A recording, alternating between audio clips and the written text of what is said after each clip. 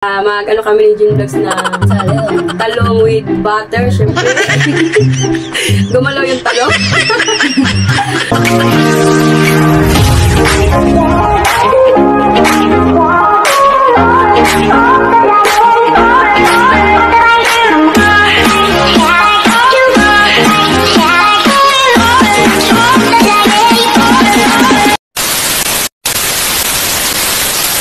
At kung sino man yung makakaubos na ng peanut butter na nakalagay sa talong, syempre mananalo ng 1,000. Kung siya man or ako, syempre siya yung makakuha ng 1K.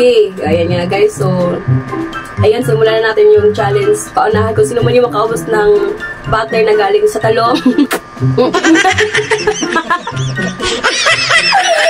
Pinagkakain. Grabe makakain sila guys. Siyempre, kailangan natin ubusin to para, mabasa akin yung 1K, gano'n. Kailangan natin paghirapan. Hindi ko alam kung maubos ko guys. Kasi ang laki ng talong-talong. Talong.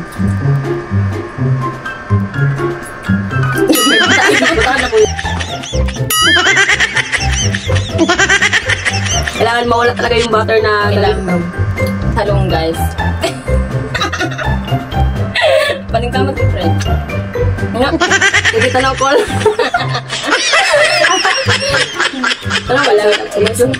Ay, oo.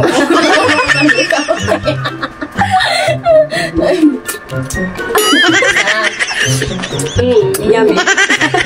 Uy, hindi ko to yata maubos. Ayan, malapit na maubos eh. Hoy. Siyempre, itis muna natin.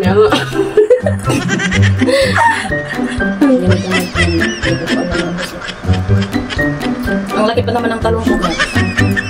Oo nga. Sa my friend, baka maliit lang. Papayat!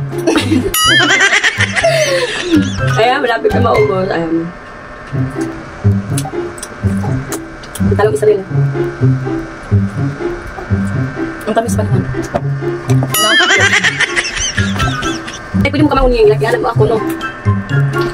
Ayun nga guys, malapit na. Mukhang mananalo tayo dito sa challenge na ito. Malapit na matapos may friend guys. Sa akin, hindi ko pa alam kasi ang laki mo po.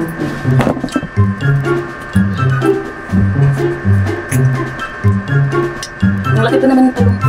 Medyo lang. So ayun nga guys, ako yung nanalo sa 1K dahil ako na yung nakaubos sa peanut butter.